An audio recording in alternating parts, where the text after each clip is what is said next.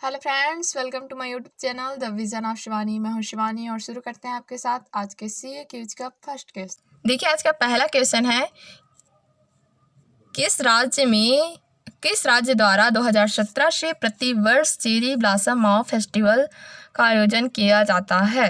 तो इसका सही उत्तर है मणिपुर।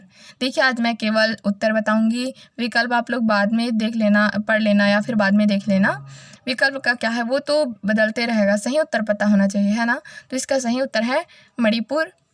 मणिपुर के मुख्यमंत्री का क्या नाम है? एन बीरेन सिंह, और इनकी राजधानी इम्फाल है ना। तो मणिपुर सरकार जो है 2017 से प्रतिवर्ष इस त्यौहार का आयोजन करती है। मणिपुर में जो एक जिला है, क्या नाम है उस जिले का? सेनापति जिला। वहाँ के माओ क्षेत्र सिर्फ चेरी ब्लॉसम के लिए जाना जाता है। इतना सुंदर नज़ारा आपको देखने को मिलेंगे। मैं आपको इमेज दिखा दूँ। देखिए, चेरी ब्लॉसम के कितने सुंदर फूल दिख रहे हैं। और ये बता दूं, जापान में चेरी ब्लॉसम बहुत ही ज़्यादा लोकप्रिय है, लेकिन इसका नाम वहाँ दूसरा है, साकुरा के नाम से प्रसिद्ध है वहाँ। ठीक है, और पहले देख लेते हैं ये चर्चे में क्यों है। देखिए, मणिपुर में चेरी ब्लॉसम माओ फेस्टिवल को सेनापति जिले में आयोजित किया गया। और बताई हूँ अभी कि सेनापति के माओ क्षेत्र में माओ क्षेत्र जो है चेरी ब्लॉसम के लिए जाना जाता है। ठीक है, तो इसी के साथ उस जिले में गुलाबी मौसम की शुरुआत हुई। ठीक है, बढ़ते हैं अगले क्वेश्चन की ओर। अगला क्वेश्चन है, प्रसिद्ध एरी सिल्क में एरी नाम निम्नलिखित में से किस भाषा से लिया गया है?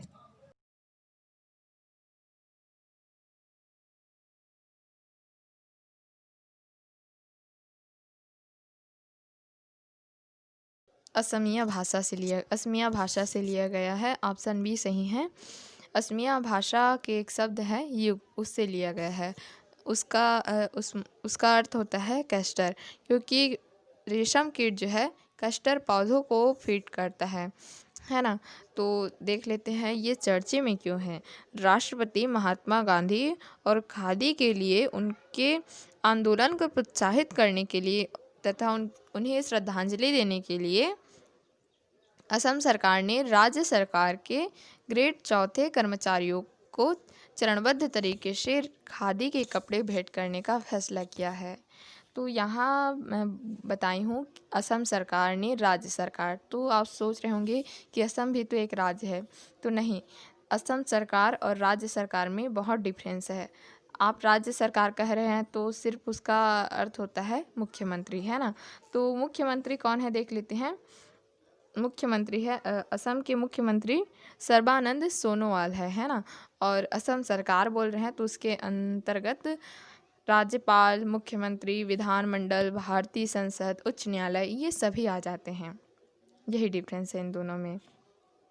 ठीक है, बढ़ते हैं अगले क्वेश्चन की ओर। अगला क्वेश्चन है, किस राज्य ने बागशारा प्रांत नामक एक नया प्रांत बनाने का निर्णय किया है? तो गुजरात ने किया है। ऑप्शन ए सही है ना। गुजरात के मुख्यमंत्री का नाम है विजय रूपानी, जिन्हें अमरेली जिले में एक नया बागशारा प्रांत बनाने का फैसला किया है ना। ये जो है 26 जनवरी को प्रभावी होगा। ये बगशारा प्रांत जो है नवनिर्मित बगशारा प्रांत, और जिसमें बागशारा, ये बागशारा है ना, बगशारा नहीं है, बागशारा है, और वाडिया तालुका इनमें शामिल रहेंगे। ठीक है, तो बढ़ते हैं अगले क्वेश्चन की ओर। अगला क्वेश्चन है, कौन सा संगठन अपनी पसंदीदा 22 आधिकारिक भारतीय भाषाओं में से किसी में भी एक मुफ्त अंतर्राष्ट्रीय डोमेन नाम IDN प्रदान करेगा?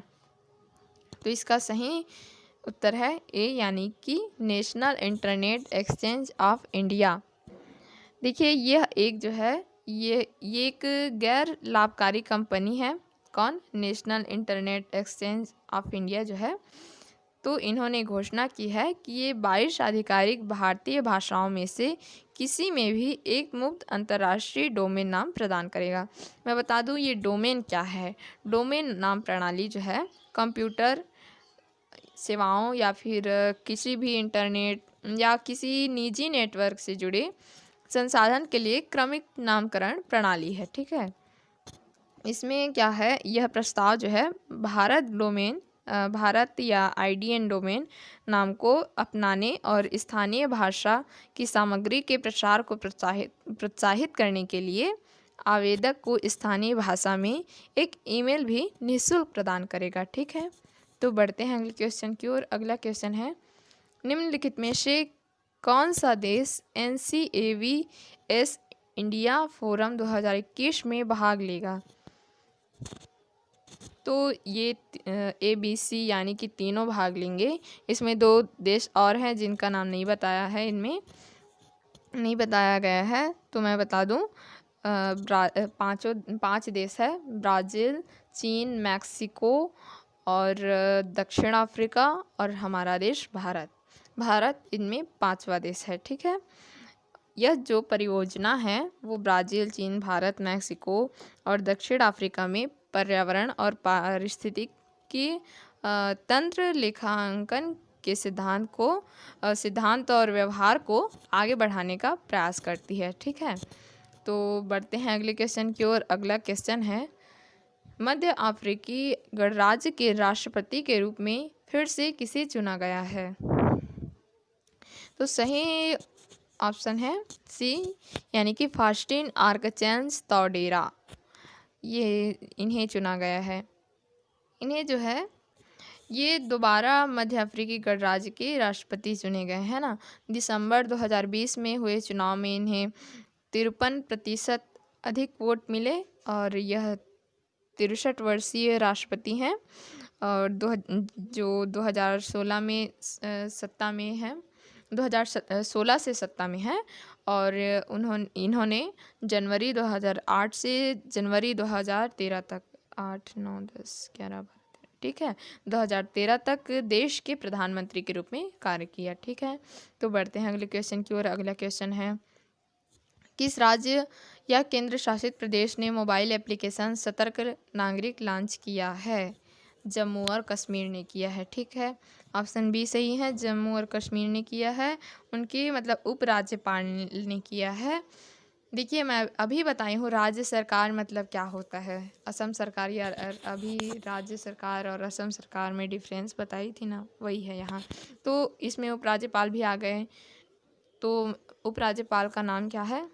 जम्मू एंड कश्मीर का मनोज सिन्हा नाम है ना। उन्होंने जम्मू कश्मीर भ्रष्टाचार निरोधक ब्यूरो के मोबाइल एप्लीकेशन सतर्क नागरिक और विभागीय सतर्कता आधिकारिक पोर्टल लॉन्च किया है ना। इस ऐप के बारे में बता दूं तो यह ऐप जो है भ्रष्टाचार के बारे में जानकारी के सहज प्रवाह को सुविधाजनक बनाने और नागरिकों को अपनी शिकायतों को आसानी और गतिशीलता से प्रस्तुत करने में सक्षम बनाने के लिए विकसित किया गया है। ठीक है, बढ़ते हैं अगले क्वेश्चन की ओर। अगला क्वेश्चन है, विश्व हिंदी दिवस प्रति वर्ष कब मनाया जाता है? कल ही मनाए थे भाई, 10 जनवरी को मनाए थे, है ना। अगला क्वेश्चन है, किस बैंक ने, अच्छा इसके बारे में थोड़ा बताना चाहिए। ये जो है 10 जनवरी को कब से मनाया जा रहा है? तो 2006 से मनाया जा रहा है ना। वैसे तो 1975 को तत्कालीन प्रधानमंत्री इंदिरा गांधी जो है उनके द्वारा किया गया था इसका उद्घाटन जो है, लेकिन प्रथम विश्व हिंदी दिवस का उत्सव 10 जनवरी 2006 को पूर्व प्रधानमंत्री यानी कि डॉक्टर मनमोहन सिंह द्वारा शुरू किया गया है ना। ठीक है, तो यह जो है एक वैश्विक मंच पर भाषा को बढ़ावा देने के लिए मनाया जाता है ना। तो बढ़ते हैं अगले क्वेश्चन की ओर। अगला क्वेश्चन है, किस बैंक ने रक्षा कर्मियों को बैंकिंग सेवाएं प्रदान करने के लिए शौर्य वेतन खाता शुरू किया है? तो बंधन बैंक ने किया है ना। तो इसकी विशेषताएं बता दो इस बंधन बैंक की। शून्य राशि के साथ वेतन खाता किसी भी बैंक के ATM में असीमित मुफ्त ATM लेन देन की सुविधा प्रदान करता है। साथ ही ATM में असीमित मुफ्त ATM लेन देन की सुविधा प्रदान करता है, असीमित मुफ्त NEFT प्रदान करता है और साथ ही IMPS या RTGS इनके लेन देन की सुविधा है और 30 लाख किसका है? 30 लाख निःशुल्क व्यक्तिगत दुर्घटना बीमा में है और 1 करोड़ रुपये का हवाई दुर्घटना बीमा। ठीक है, बढ़ते हैं अगले क्वेश्चन की ओर। अगला क्वेश्चन है, किस देश को संयुक्त राष्ट्र सुरक्षा परिषद की 3 महत्वपूर्ण समितियों की अध्यक्षता प्रदान करने के लिए कहा गया है? तो भारत को कहा गया है। देखिए, संयुक्त राष्ट्र में भारत के राजदूत ने हाल ही में घोषणा की कि भारत को सुरक्षा परिषद की 3 महत्वपूर्ण समितियों की अध्यक्षता करने के लिए कहा गया है ना। भारत की अध्यक्षता वाली 3 यूएनएससी समितियां आतंकवाद निरोधी समिति, लीबिया प्रतिबंध समिति और तालिबान प्रतिबंध समिति है। ठीक है, आतंकवादी रोधी जो समिति की स्थापना संयुक्त राज्य अमेरिका में 19/11 आतंकवादी हमले के मद्देनज़र में की गई थी। ठीक है, तो आज का यह अंतिम क्वेश्चन रहा। मिलते हैं अगले दिन अगले वीडियो के साथ। तब तक के लिए नमस्कार, धन्यवाद।